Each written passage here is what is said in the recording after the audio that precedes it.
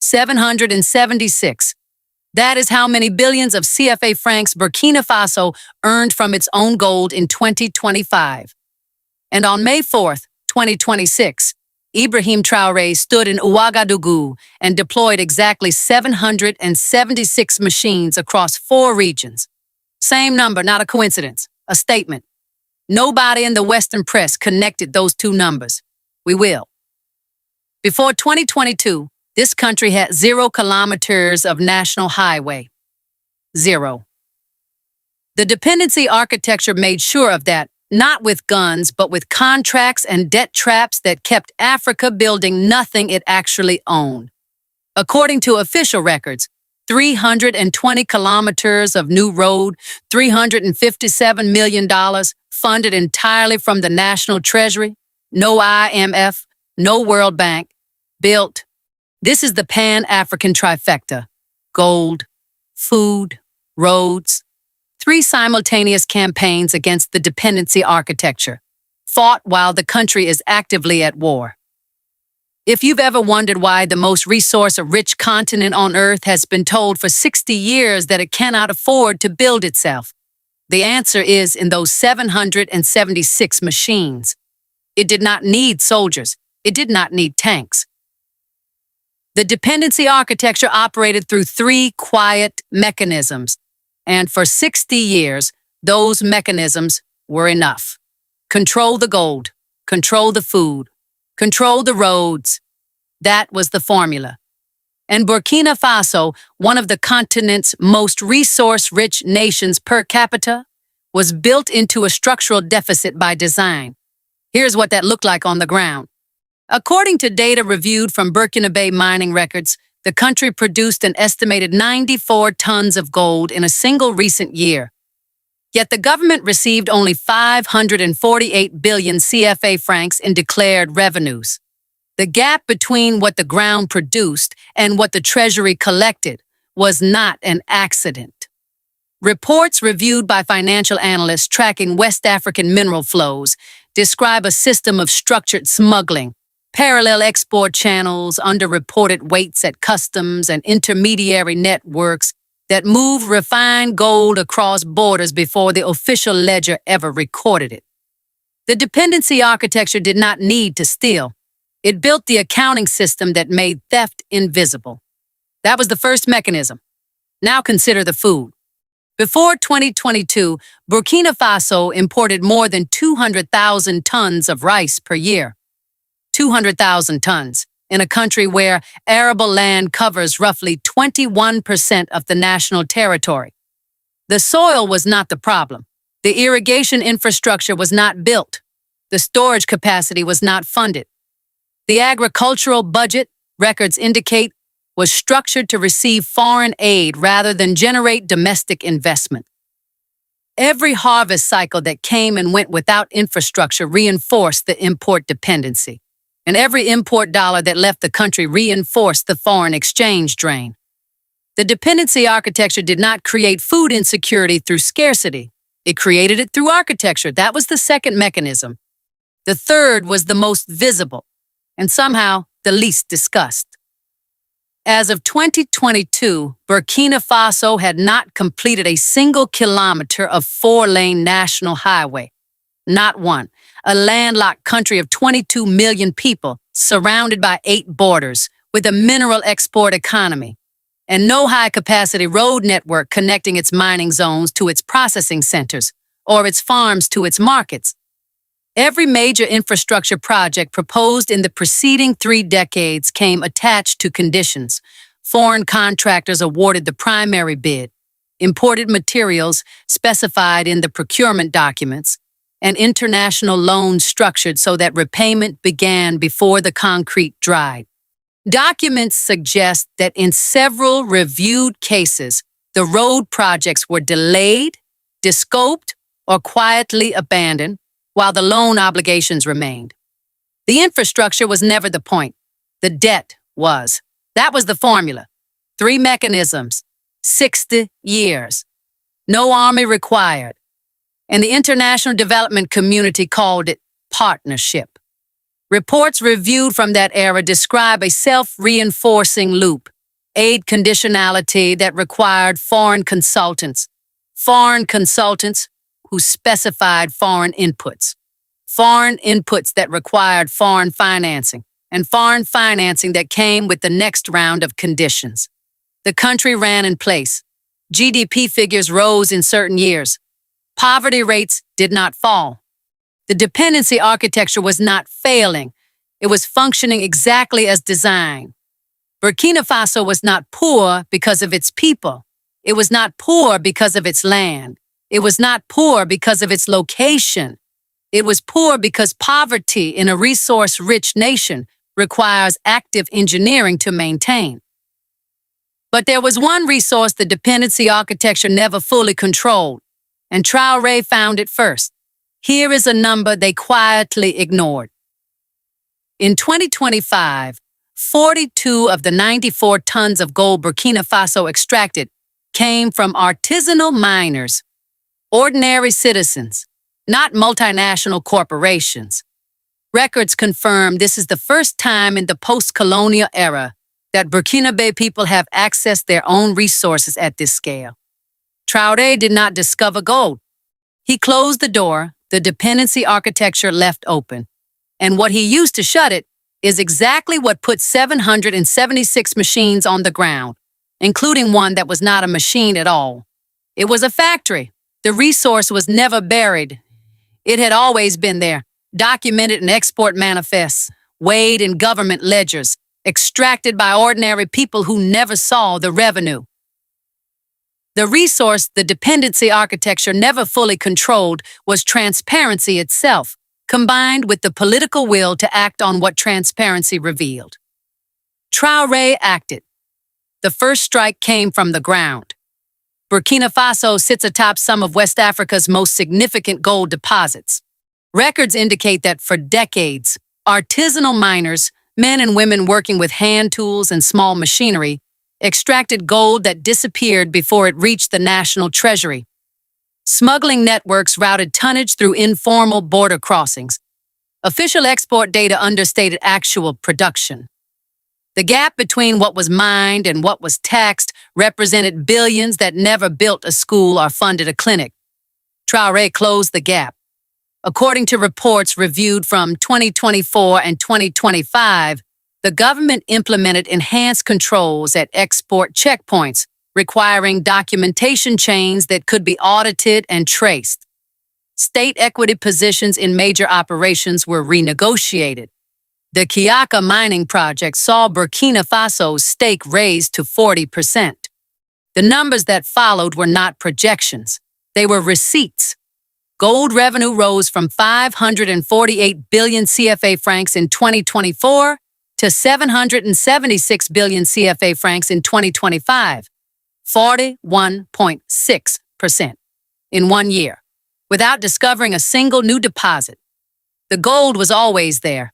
The money simply stopped leaving. But the number that carries the most weight is not 776 billion. It is 42. Of the 94 metric tons of gold produced in 2025, 42 tons came from artisanal miners, not from multinational operations, not from foreign capitalized industrial extraction, but from the people. According to records reviewed, this scale of artisanal contribution to formal national revenue is without precedent in Burkina Faso's post-colonial history. The dependency architecture assumed small producers would remain outside the formal economy, untracked, unbanked, unable to fund a sovereign state. That assumption no longer holds. The second strike came from the soil. Burkina Faso had been importing 200,000 metric tons of rice annually. Every sack represented a dependency on foreign currency, on shipping routes, on suppliers who answered to market logic rather than national need. Food was not just a vulnerability, it was a lever. A nation that cannot feed itself cannot negotiate from strength. It can only accept terms. In 2023, Traore launched the Agricultural Offensive. The initiative was not symbolic. Documents reviewed from People's Dispatch dated November 2025 described the distribution of 608 tractors and 1,102 soil preparation machines, funded by a government allocation of 78 billion CFA francs. The logic was direct.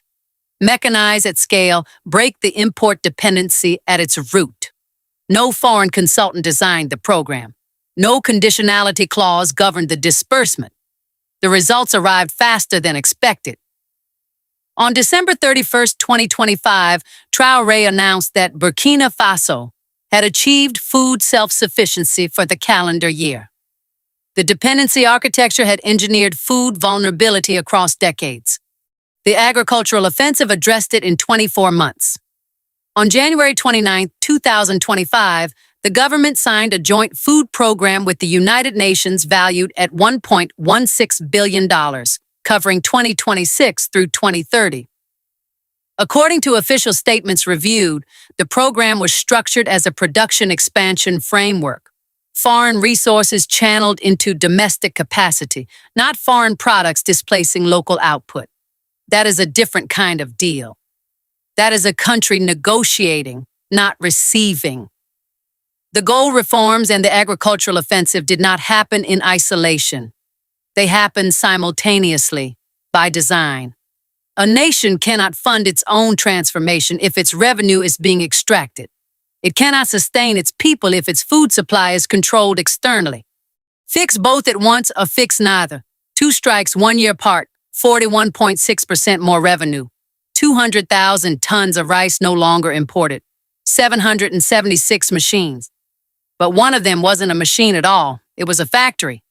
That factory, one of 776, produces asphalt, not at a fixed location, on the road.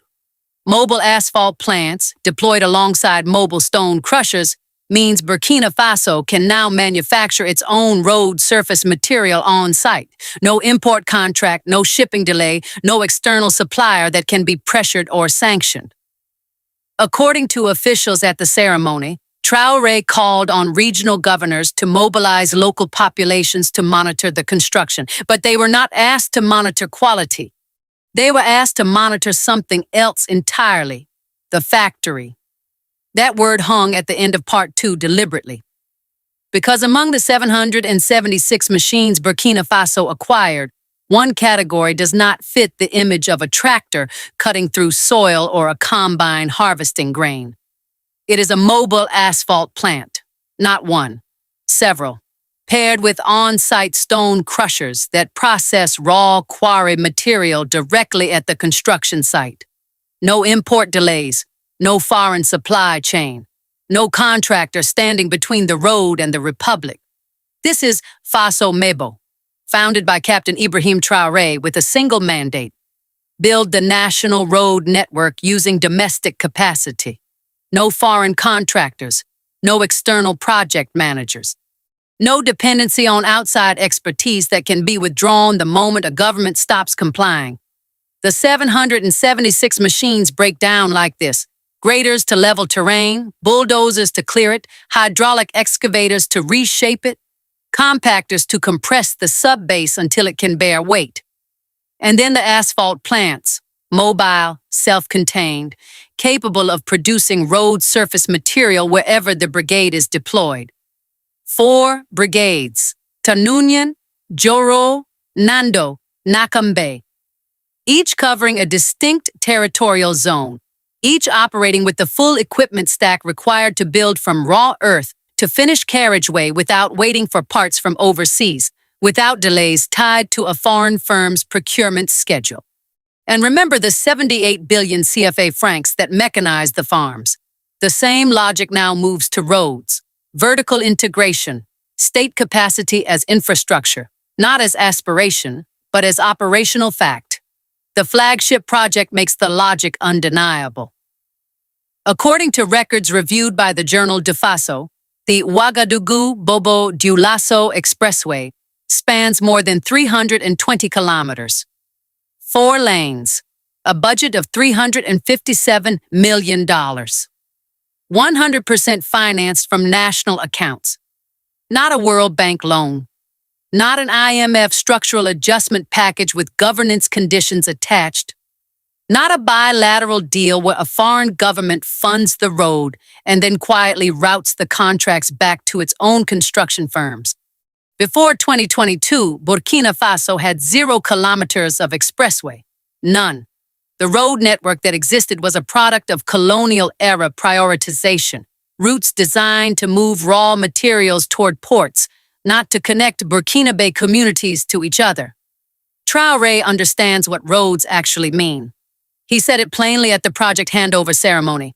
According to reporting from WAVN and La Nouvelle Tribune, he called on regional governors to mobilize local populations not just to use the roads, but to monitor them, to watch the work, to verify quality, to report what they see.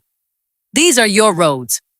That phrase carries more strategic weight than it appears to, because the population standing watch over a construction project is not simply performing civic participation.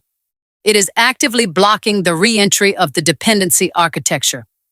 When local citizens are embedded as monitors, the informal agreements, the inflated contracts, the subcontracting arrangements that funnel money back out of the country, those become much harder to sustain. Transparency is not a value here. It is a structural defense. Documents suggest this defense logic extends to the financing model itself. Burkina Faso's National Development Plan for 2026 through 2030 projects $64 billion in investment. 2/3 of that is designated to come from domestic sources, state enterprises, expanded citizen shareholding mechanisms, internally generated revenue. No International Monetary Fund borrowing, no World Bank package. The IMF itself has confirmed that more than 1/3 of African nations now face elevated debt distress, in significant part because of external borrowing structures that prioritize creditor returns over national development. Burkina Faso is moving in the opposite direction. The fact that you are still watching or that you made it this far means you already understand something most people refuse to see. Gold reforms, agricultural mechanization, sovereign road construction, domestic financing. These are not unrelated policy announcements. They are components of a single architecture, assembled piece by piece, with each layer reinforcing the others. Revenue sovereignty funds food sovereignty. Food sovereignty frees budget space. Budget space finances infrastructure. Infrastructure expands economic integration. Economic integration generates more domestic revenue. The cycle closes. The dependency breaks. But there is a history to this design that Traore has never pretended to ignore. Everything Traore built in 3 years, Sankara designed in 1983. He was killed before he could finish. Traore knows that, and he prepared for it. 1983. Thomas Sankara announced this exact blueprint: domestic financing, food sovereignty, roads without foreign contractors. 1987. He was removed from power before he could finish. Traore has studied that history carefully. He has not repeated Sankara's isolation. The weapon that protects him is not military and it is not diplomatic. It exists on paper, and it carries the signatures of 3 nations. What that document contains, and what it means for everything you just heard, is where we go next. Thomas Sankara drew the same blueprint.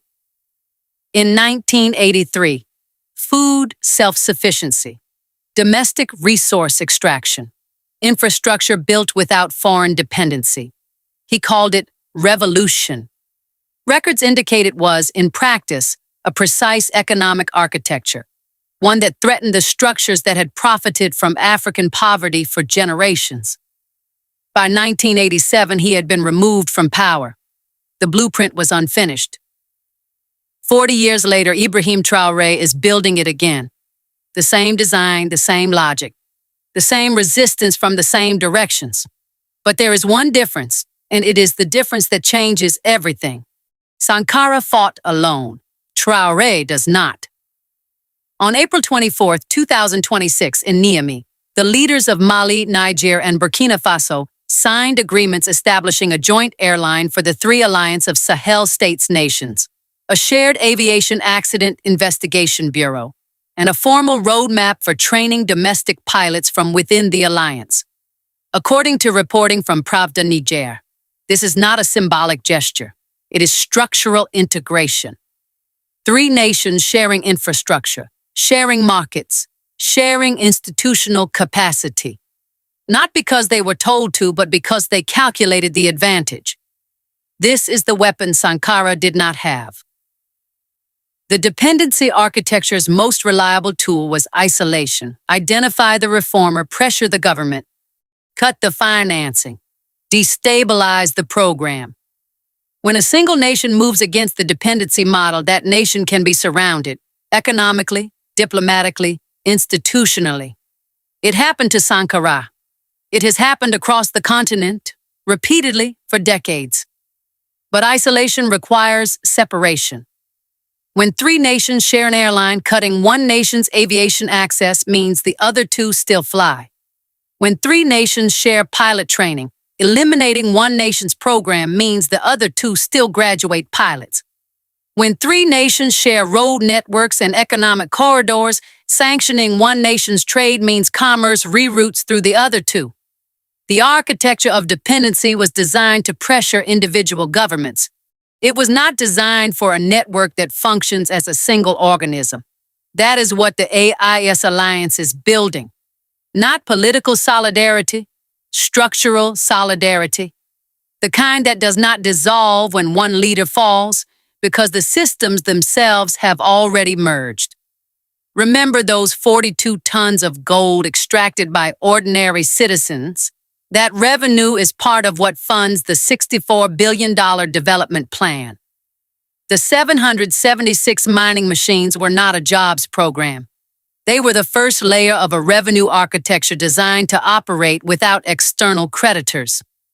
Documents suggest that the $64 billion National Development Plan for 2026 through 2030 is structured precisely to avoid the trap that has consumed 1/3 of African nations. According to the International Monetary Fund's own data, more than 1/3 of African countries now face elevated debt distress, in significant part because external borrowing structures prioritize creditor returns over national development. Burkina Faso is financing 2/3 of that $64 billion from domestic sources. The agricultural offensive, the 78 billion CFA francs, the 608 tractors, the Faso Mêbo brigades covering 4 new regions. None of it was borrowed from Paris. None of it was conditioned on policy adjustments approved by Washington. The revenue came from the ground, from the mines, from the people who extracted it. Sankara understood this logic in theory. He did not have enough time to prove it in practice. Traore has the time because he has something Sankara did not. Allies who have made the same calculation, built the same systems, and cannot be picked off one at a time anymore. The dependency architecture spent 40 years perfecting the art of dismantling individual nations. It studied the pattern. It refined the pressure points. It knows exactly how to isolate a reformist government and wait it out.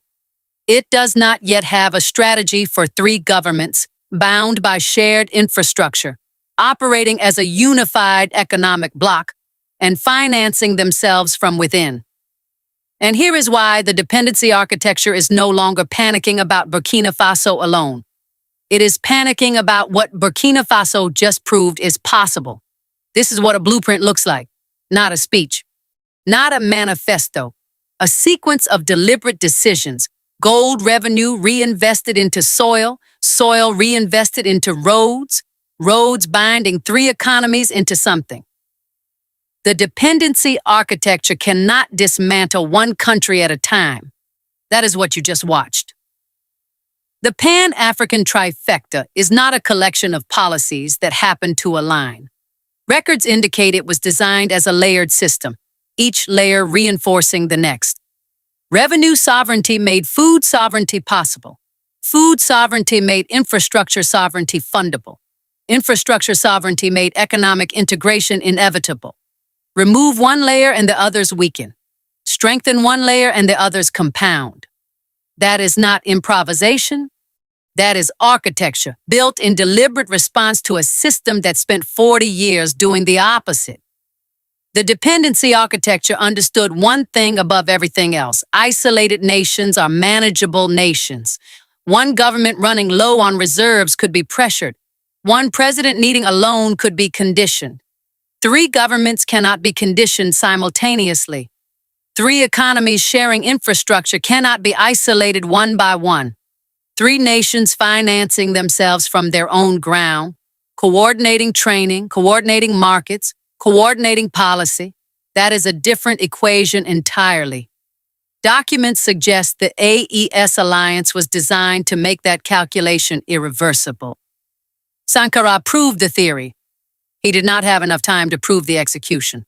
Traore has. And now, so do you.